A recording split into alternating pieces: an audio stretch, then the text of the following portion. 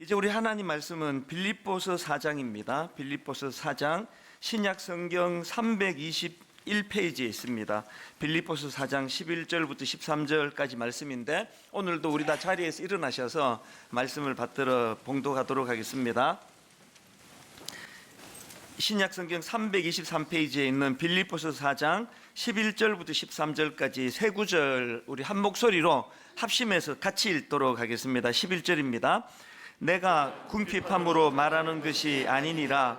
어떠한 형편에든지 나는 자족하기를 배웠노니 나는 비천에 처할 줄도 알고 풍부에 처할 줄도 알아. 모든 일 곧 배부름과 배고픔과 풍부와 궁핍에도 처할 줄 아는 일체의 비결을 배웠노라. 내게 능력 주시는 자 안에서 내가 모든 것을 할 수 있느니라. 아멘.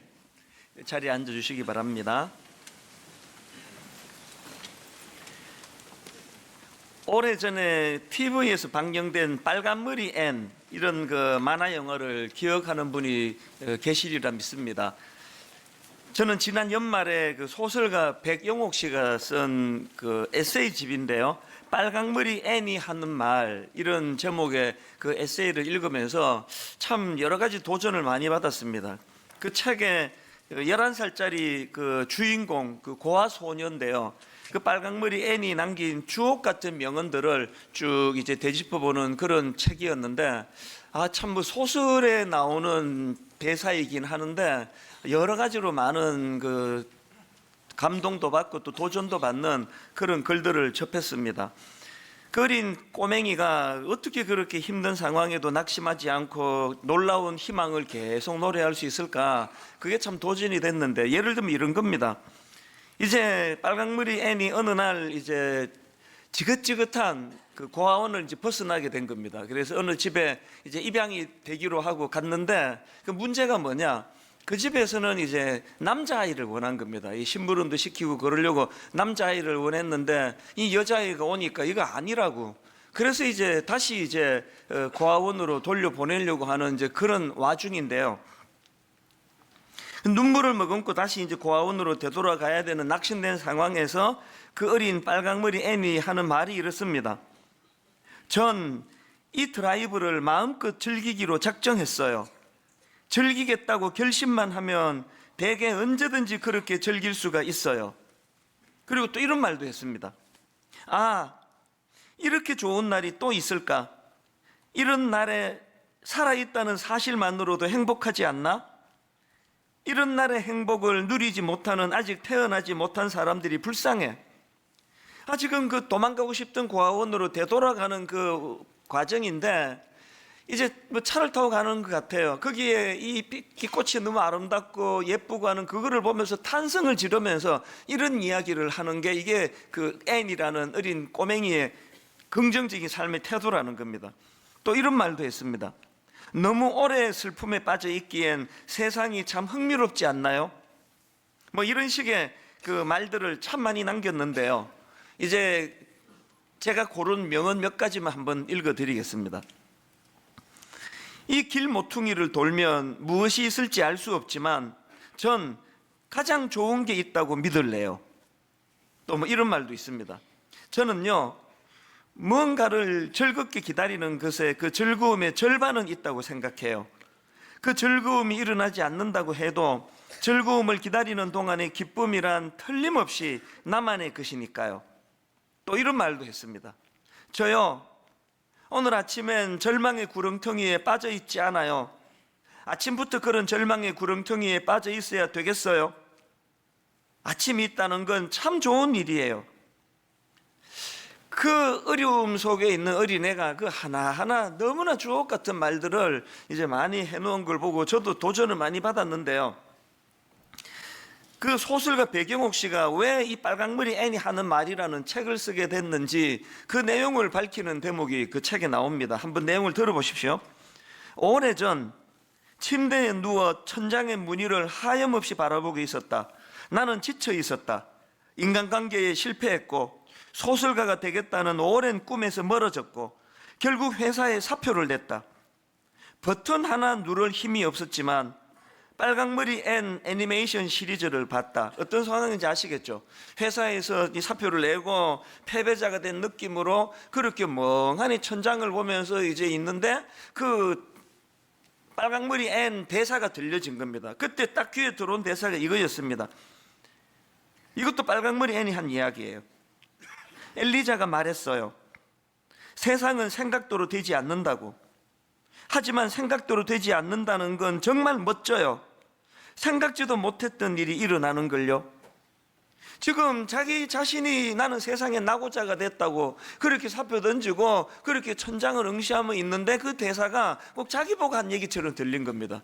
그래서 이제 그 책에 보니까 너무나 이 대사가 이제 마음을 녹여가지고 이제 그 부분을 책에서 이 부분을 이렇게 표현합니다. 스톱 버튼, 눈물이 핑, 앤의 말을 한 번, 두 번, 세 번 더 들었다. 결국 눈물이 흘렀다. 그래서 이제 이 백영옥 씨가 그 소설가 백영옥 씨가 빨강머리 앤의 대사를 이제 노트에 받아 적기 시작한 겁니다.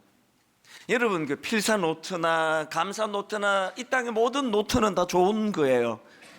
그러니까 이 소설가가 이제 그 노트를 이제 그 대사를 받아 적기 시작하면서 굉장히 거기에 이제 용기를 얻는 계기가 일어나고 그래서 다시 이제 소설을 쓰기 시작했고 지금은 이분이 아주 유명한 그런 소설가가 돼 있거든요. 그 계기가 바로 이 빨강머리 앤에 나오는 이 어린아이의 대사로부터 시작이 됐다. 그래서 그 책을 이제 에세이집을 이제 묻게 됐다는 겁니다. 존 메가더 목사님이 쓴 자족 연습이라는 책 추천글에 이런 내용이 나옵니다. 잘못된 상황 때문에 망하는 사람은 없으나, 잘 들어보세요. 잘못된 상황 때문에 망하는 사람은 없으나 잘못된 대응으로 망하는 사람은 많다. 빨강머리 앤이 주는 교훈이 바로 딱 이거 아닙니까? 잘못된 상황 때문에 망하는 사람은 없고요. 그 잘못된 상황에 잘못 대응하기 때문에 어려움을 겪고 망한다는 그 얘기거든요. 오늘 본문 빌립보 4장 11절 말씀도 마찬가지입니다. 내가 궁핍함으로 말하는 것이 아니니라 어떠한 형편에든지 나는 자족하기를 배웠노니, 궁핍이라고 하는 어떤 잘못된 상황 때문에 망하는 게 아니라 그것을 잘못 대처하기 때문에, 잘못된 대응으로 하기 때문에 망하는 게 그게 현실이다. 그런다고 한다면 사도 바울의 이 긍정적인 자세가 뭡니까? 내가 궁핍함으로 말하는 것이 아니니라 어떠한 형편에든지 나는 자족하기를 배웠노니. 저는 오늘 이제 새해 둘째 주일 아닙니까? 올 한 해 내내 우리가 참 건강하고 또 기쁜 그 주님 안에서의 생활을 누리기 위해서는 우리가 반드시 회복해야 될 두 가지 균형에 대해서 함께 좀 나누어 보려고 하는데, 한 해 내내 이것들이 우리 삶에 좀 지침이 되면 좋겠습니다. 첫 번째로 우리가 회복해야 될 균형이 뭐냐? 자족을 연습하자는 겁니다. 자족 연습하기. 사도 바울이 11절에서 나는 어떤 형편에 처하든지 자족하는 법을 배웠다, 그렇게 설명하고는 구체적으로 12절에서 이렇게 이야기합니다. 나는 비천에 처할 줄도 알고 풍부에 처할 줄도 알아 모든 일 곧 배부름과 배고픔과 풍부와 궁핍에도 처할 줄 아는 일체의 비결을 배웠노라. 여기 나오는 이 배우다라는 이 표현은요, 자기가 뭐 학원에 가가지고 학교에 가서 배우는 그 배움이 아닙니다. 삶의 현장에서 자기가 직접 경험하면서 배우는 그 배움을 말하는데요, 여기서 지금 강조점이 뭐냐 하면은 지금 안다라는 동사가 두 번 나오고 있지 않습니까? 나는 비천에 처할 줄도 알고 풍부에 처할 줄도 알아. 이게 지금 안다라는 동사를 두 번 쓰면서 강조하는 게 뭐겠습니까? 어떤 상황이 주어지든지 간에 나는 그 상황을 어떻게 한다고요? 자족을 배우는 도구로 삼는다는 거예요. 빌립보 4장 6절에도 마찬가지입니다. 아무것도 염려하지 말고 다만 모든 일에 기도와 간구로 너희 구할 것을 감사함으로 하나님께 아뢰라. 염려가 찾아올 때 그 염려를 어떻게 활용한다고요? 자족을 위해서 오히려 기도라는 도구로, 기도를 사용하는 그 계기로 이것을, 염려를 사용하겠다. 오히려 이 염려를 가지고 나는 감사로 주님 앞에 나가는 그런 계기가 되게 하겠다. 이런 의지를 피력하는 거 아닙니까? 그래서 이 본문을 다루고 있는 그 WBC 주석을 보다 보니까 이렇게 설명하는 부분이 있더라고요. 하나님께서는 좋은 시기와 나쁜 시기를 통하여 굶주림과 결핍에 대처하는 방법뿐만 아니라 풍부한 음식과 부요에 대처하는 방법도 가르쳐 주셨다.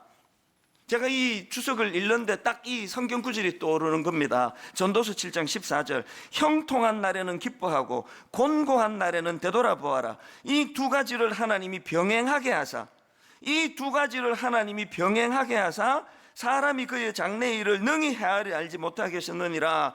여러분, 잘못된 상황 때문에 망하는 사람은 없고요, 잘못된 대응으로 대처하기 때문에 망하는 사람이 있다고 한다면, 우리 안에 어려운 일이 찾아올 때에 이거를 하나님이 두 가지를 병행하게 하사 하나님을 더 의지하도록 이런 장치들을 주셨다라고 그렇게 수용하는 거, 이게 얼마나 건강한 태도냐는 겁니다.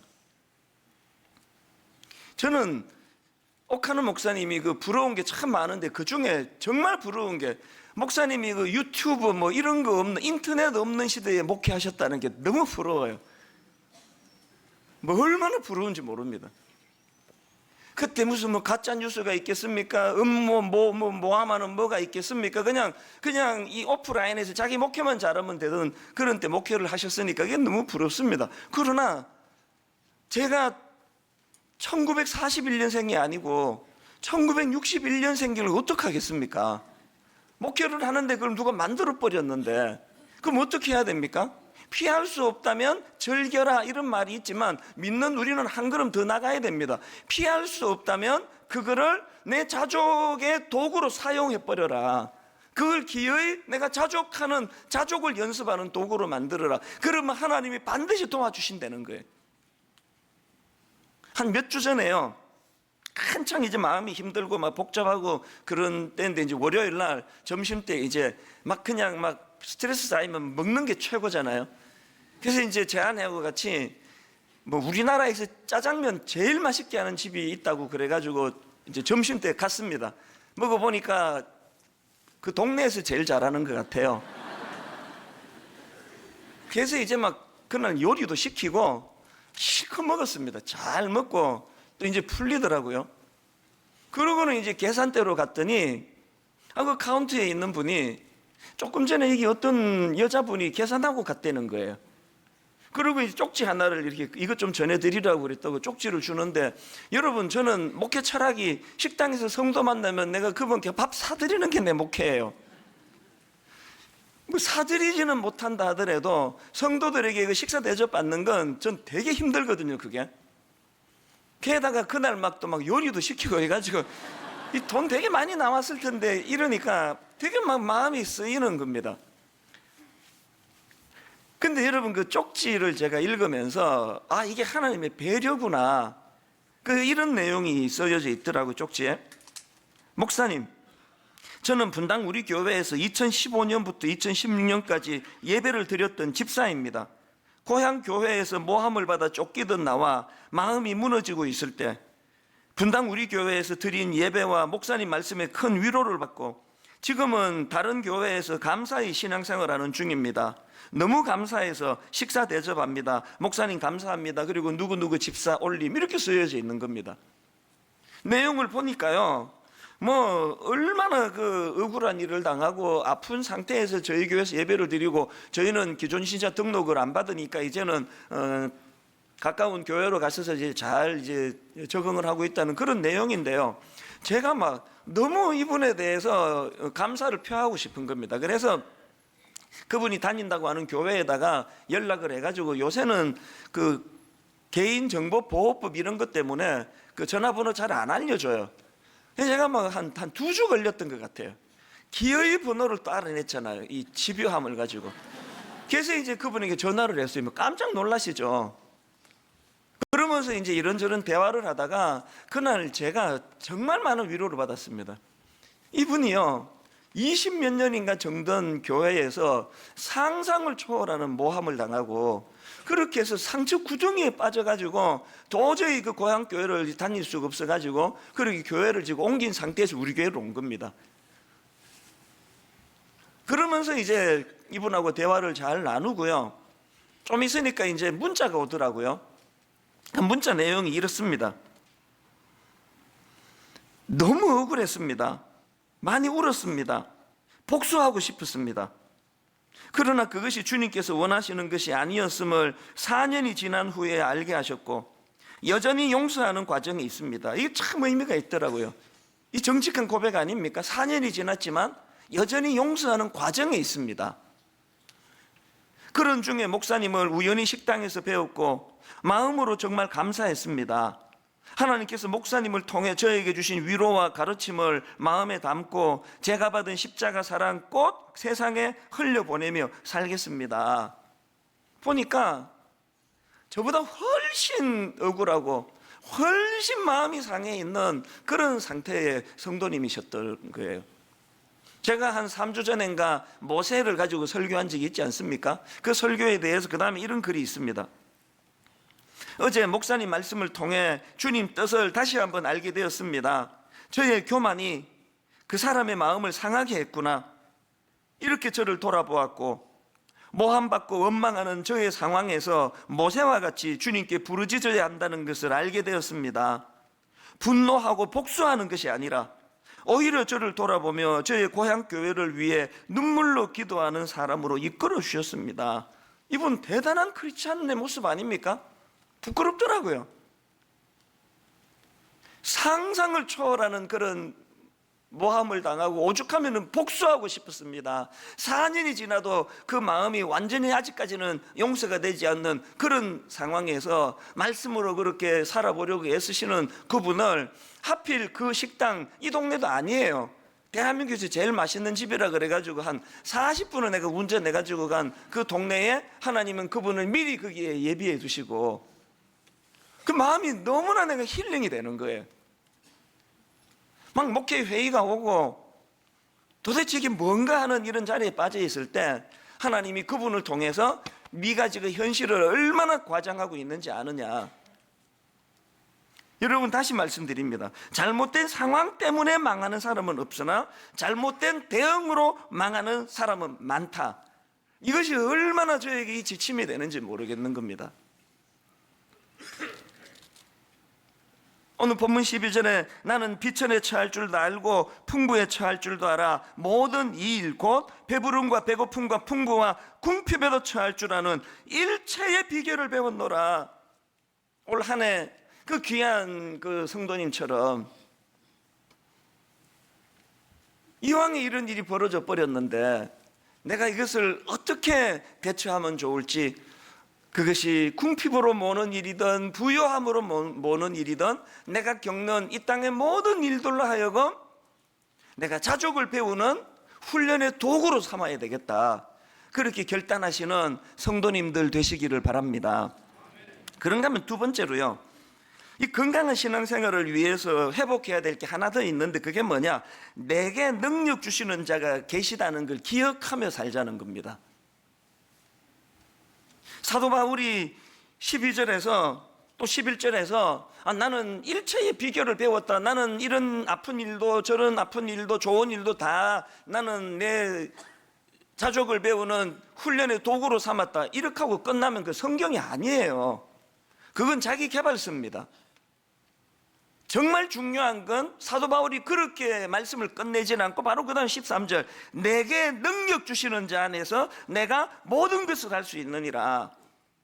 이게 빨간머리 N하고 사도 바울의 결정적인 차이예요. 이게 의지력이 강한 세상 사람하고 예수 믿는 우리의 결정적인 차이입니다. 내 의지력을 가지고 살아가는 게 아니에요. 이런 일들을 통해서 내게 능력 주시는 분이 내 안에 계시다. 나는 그분과 연합하여 살아간다. 그분이, 내가 그분을 의지하기만 하면 그분은 내게 힘을 주신다. 에베소서 6장 10절에도 보니까 끝으로 너희가 주 안에서와 그 힘의 능력으로 강건하여지고, 우리는 뭐 강건하여지고 이것만 눈에 띄는 거 아닙니까? 사실은 더 중요한 거는 강건해지는 결과물보다도 그것이 가능하도록 주님 안에서와 그분이 주시는 힘의 능력으로 이것이 가능했다. 이걸 구현해내는 게 이게 신앙생활이라는 겁니다. 제가 이런 말씀을 준비하고 있는데 우연히 인터넷에서 글 하나를 발견했는데요, 불교 신자가 쓰신 글인 것 같아요. 이런 내용입니다. 아무리 공부를 해도 마음이 변하지 않아 깊고 외로운 산중에서 한없이 우셨다는 법전 스님. 이 짧은 한마디예요. 이 눈에 확 제가 띄는 겁니다. 그래서 이 법전 스님을 저는 누군지 잘 모르니까요, 인터넷으로 검색을 해봤죠. 그랬더니 그 불교계에서는 꽤 이름이 알려진 유명한 분인 것 같아요. 우리로 치면 뭐 총회장이나 노회장이나 뭐 이런 아주 중요한 일도 하시고 그런 분인 것 같아요. 그런데 여러분, 이렇게 불교계에서 명성이 있는 이분이 내용을 가만히 보니까 이 마음이 변해져 이제 그 돌을 닦는 거 아닙니까? 그렇게 노력을 해도 마음이 변하지 않아서 그 깊고 외로운 산중에서 한없이 우셨다는 법전 스님.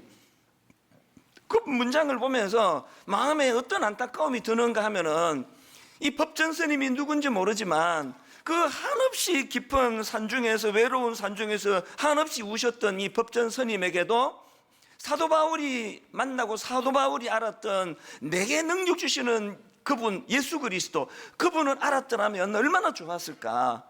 어차피 내 능력으로는 그게 안 된다는 걸 인식하고 내게 능력 주시는 그분을 의지하는 삶을 사셨더라면 이렇게 깊은 산중에서 외로이 우는 일은 피할 수 있지 않았을까. 그런 생각을 제가 하다가 불쑥 든 생각이, 제가 지금 뭐 그 법전 스님을 걱정할 때가 아닙니다. 지금 여기 지금 수많은 크리스찬으로 가는 분들, 평상시에 그렇게 손을 들고 찬양하고 하나님을 의지한다 그러고 그렇게 신앙생활을 하는데, 이런 어떤 결정적인 문제를 만나면 법전 스님이나 우리나 거의 다를 바 없는, 내가 뭘 해보겠다고 그러다가 외로이 눈물을 짓는 게, 그게 오늘 저나 여러분의 모습 아닙니까?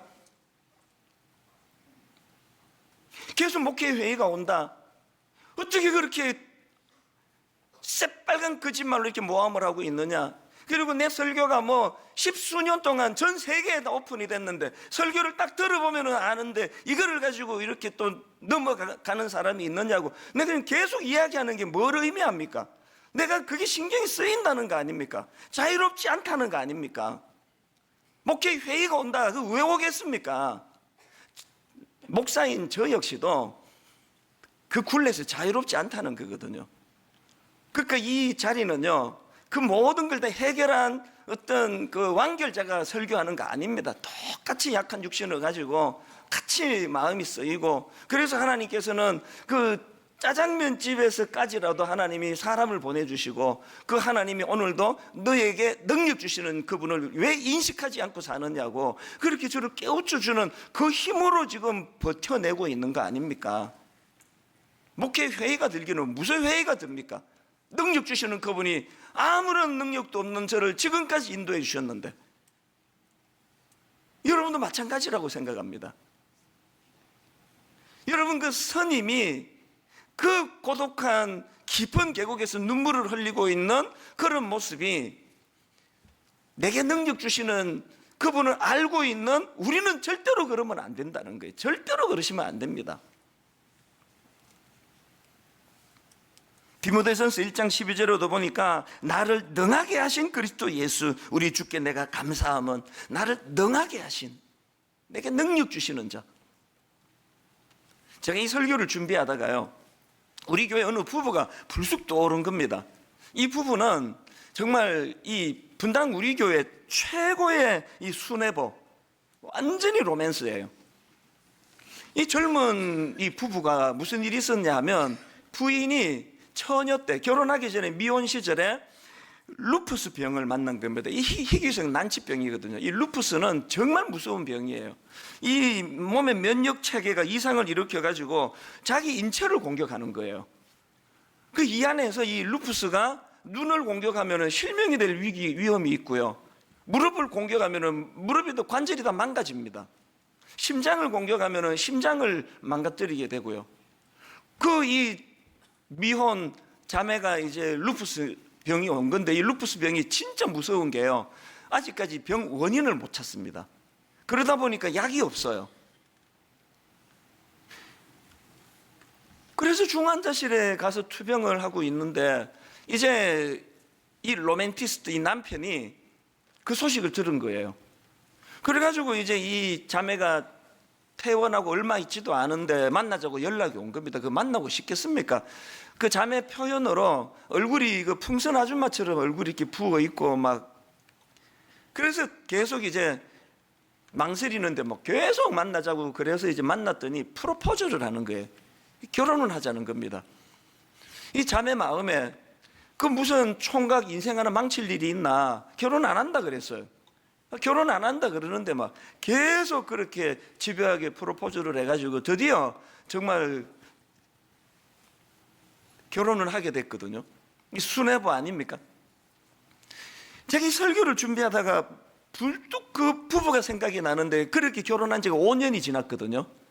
대부분 이런 어떤 감상주의에 빠져가지고 로맨틱하게 결혼하면은요, 제정신 들어오면은 다 어려워지잖아요.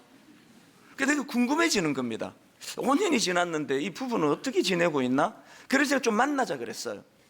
두 분이 다 같이 찾아와서. 왜? 같이 오라 그랬으니까. 한 사람만 내 확인하면 안 되니까. 그 부부 다 오라 그랬더니 다 왔어요. 제가 그날요 진짜 감동을 받았어요. 진짜.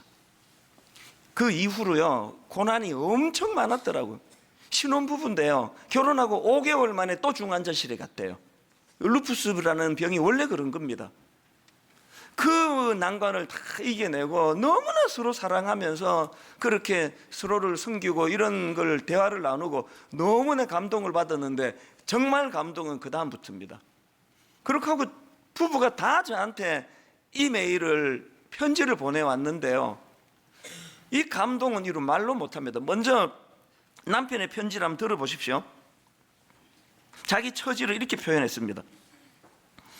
1년에 여러 차례의 입원과 퇴원의 반복, 퇴근 후 병원 의자에서의 쪽잠, 2번의 유산으로 아이를 양육하는 행복과 기쁨은 아직 모르는 부부, 풍요롭거나 넉넉함과는 거리가 먼, 돈이 생겨도 부채 때문에 만져보지도 못하고 사라지는 유리통장, 힘들어도 가장의 무게로 지쳐도 누구에게 쉽게 내색하거나 표현하지 못하는 남편의 삶, 자기의 상황을 이렇게 쭉 피력을 하고요. 대반전, 그 다음 들어보세요. 아마 세상 사람들의 눈으로 바라보았을 때는 제가 참 한심하고 불쌍한 사람으로 보일 겁니다. 그렇지만 믿음의 눈으로 바라보면 이렇게 감사한 일로 바뀌어지는 겁니다.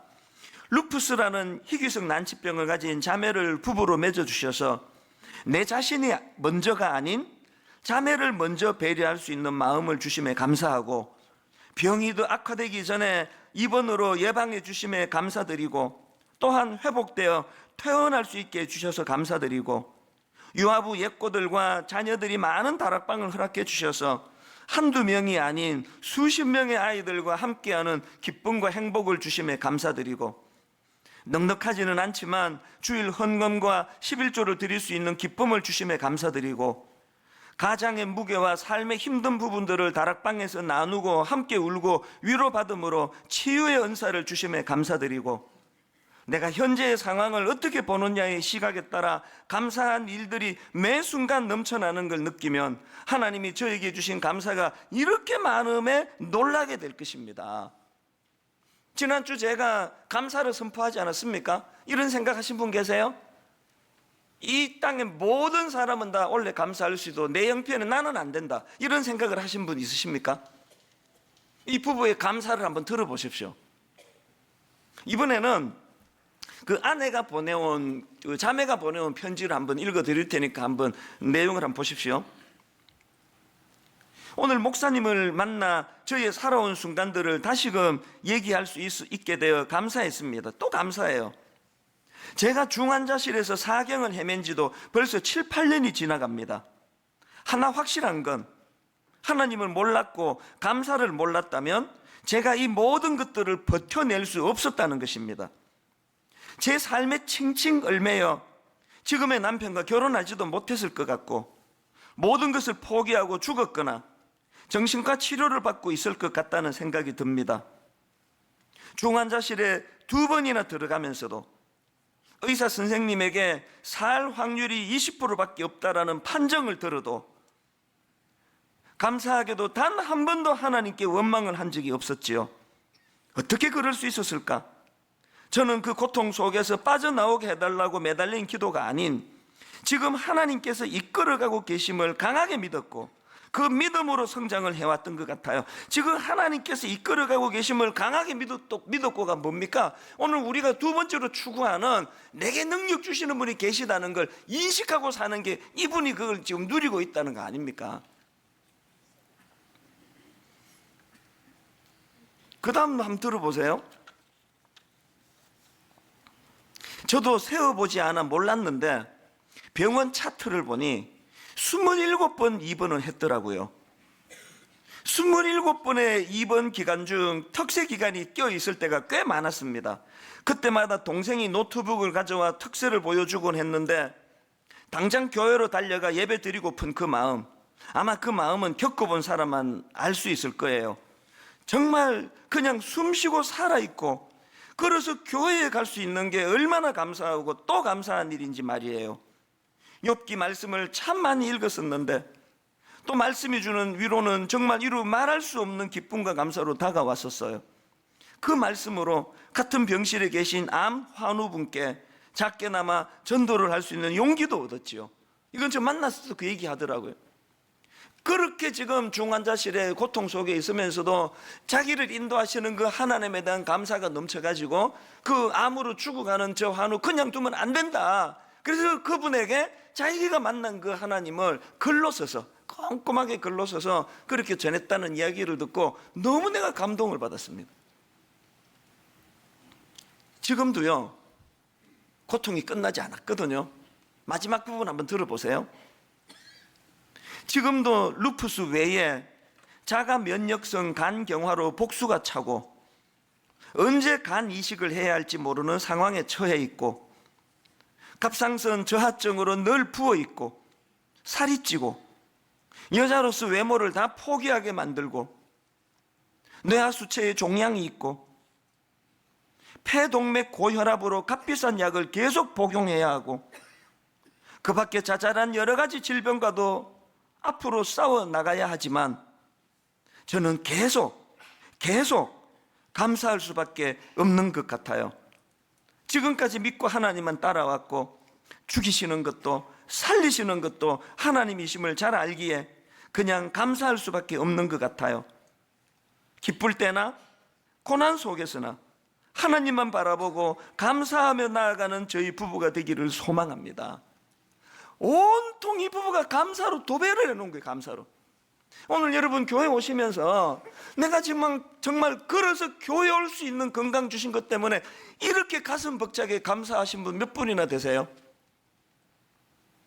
놀라운 건요, 그 남편이 지금 아파트 올수리 그 인테리어를 지금 하고 있는데요, 들리는 소문이 너무 좋은 거예요.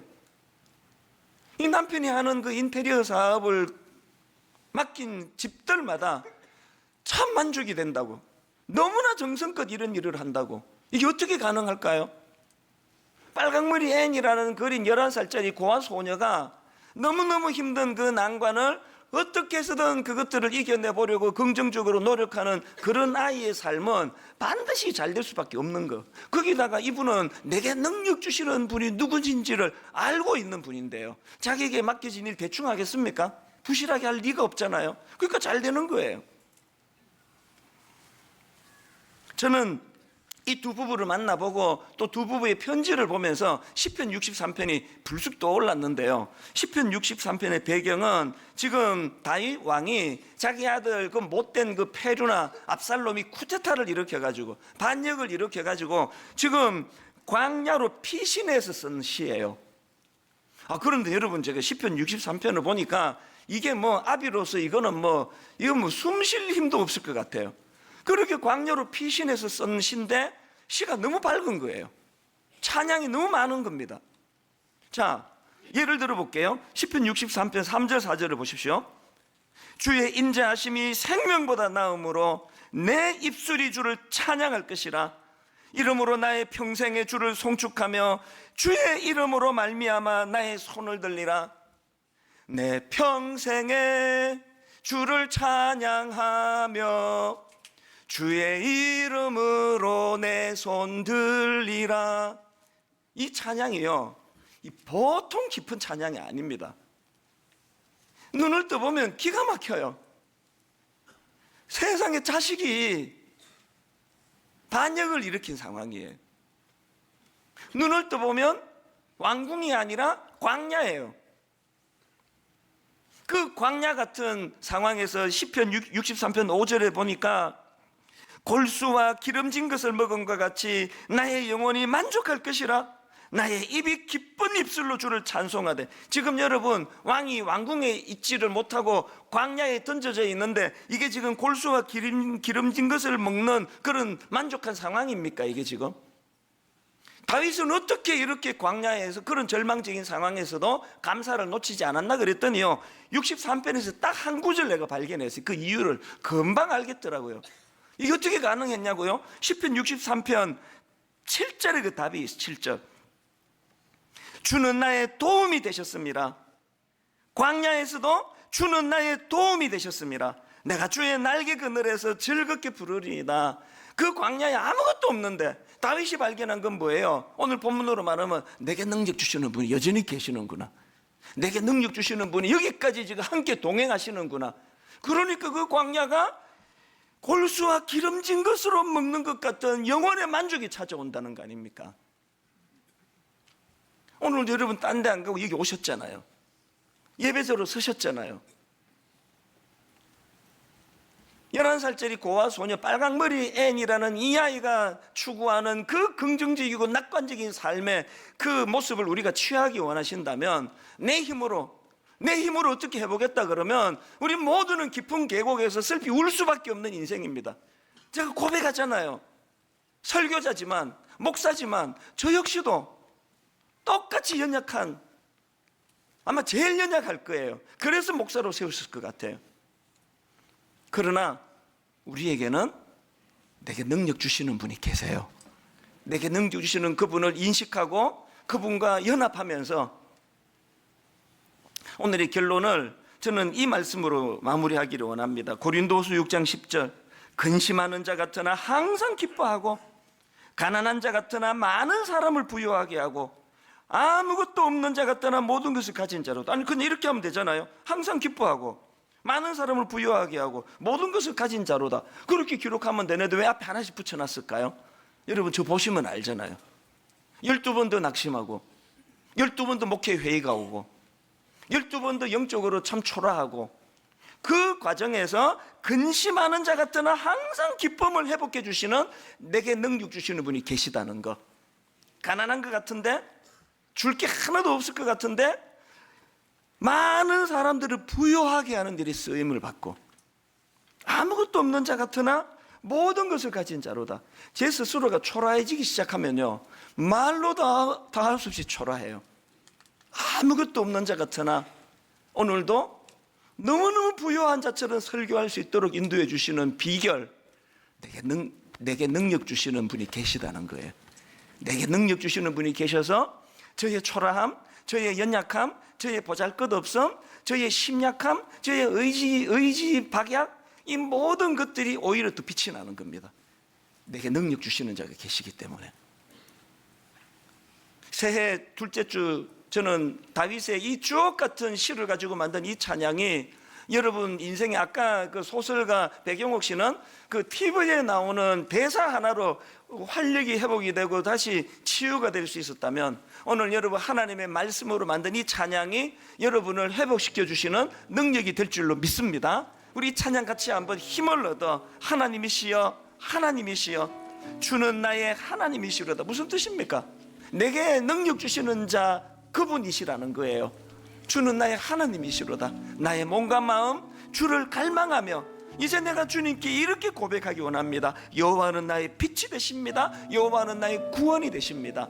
가사를 생각하시면서 우리 한번 이렇게 찬양하기 원합니다. 하나님이시여 하나님이시여 주는 나의 하나님이시로다. 나의 몸과 마음 주를 갈망하며 이제 내가 주께 고백하는 말 주께 고백하 뭐라 고백하시겠습니까? 여호와는 나의 빛이요. 뭐라 고백하시겠습니까? 여호와는 나의 구원이시니 내게 능력 주시는 그분이 계시기 때문에 내가 누구를 두려워하리요. 여호와는 생명의 피난처시니 주의 인자가 생명보다 나음으로 내 입술이 여호와를 찬양하니 내 평생에 주를 찬양하며 내 영혼이 기뻐 주의 이름으로 내 손 들리라. 여호와는 나의 빛이요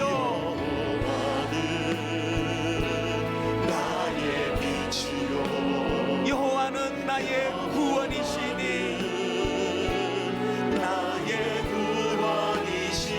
내가 누구를 두려워하리요. 내게 능력 주시는 그분이 계시기에 여호와는 생명의 피난처시니 주의 인자가 생명보다 나음으로 내 입술이 여호와를 찬양하리. 내 평생에 주를 찬양하며 주의 이름으로 내 손 들리라. 하나님 사랑의 눈으로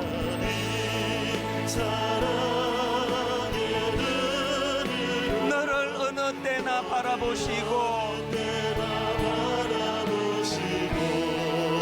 하나님 임자한 귀로서 언제나 너에게 기울이시니 우리가 낙심할 때 어두움의 밝은 빛을 비춰주시고 너의 작은 신음에도 응답하시니 너는 어느 곳에 있든지 주를 향하고 주만 바라볼지라. 하나님의 사랑을 사모하는 자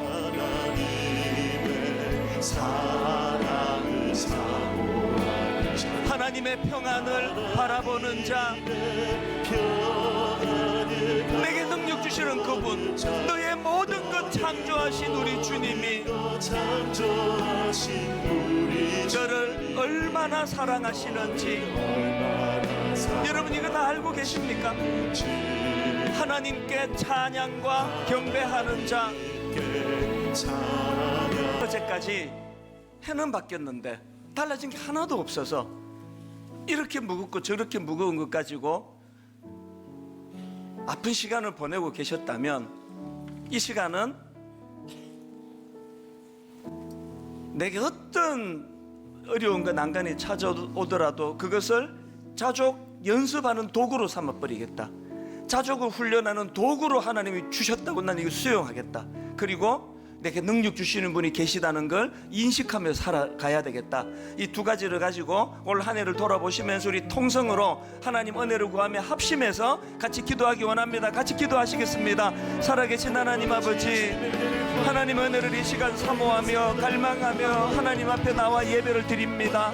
하나님 아버지, 사도 바울의 눈물의 그 고백이 우리 인생의 고백이 되기를 원합니다. 사도 바울이 가졌던 그 놀라운 아버지 하나님 앞에서의 선포가 아버지 우리들 믿음 가운데 드러나게 하여 주시옵소서. 하나님 아버지, 어떠한 형편이든지 나는 자족하기를 배웠노니 나는 비천에 처할 줄도 알고 풍부에 처할 줄도 알아. 모든 일, 곧 배부름과 배고픔과 풍부와 궁핍에도 처할 줄 아는 일체의 비결을 배웠노라. 하나님 우리들에게 바로 이 말씀이 그대로 구현되는 그런 한 해가 되도록 주님 인도하여 주시옵소서. 하나님 아버지, 그렇게 인도하여 주시는 주님을 의지합니다. 내 안에 내게 능력 주시는 그 그분과 함께 동행하며 하나님 그분과 연합하며 그분을 의지하며 하나님 아버지 그분이 주시는 새 힘과 능력을 반드시 찾아내 주님 앞으로 아버지 달려가는 믿음의 성도님을 되게 하여 주시옵소서. 은혜로 하시는 주님만을 바라봅니다.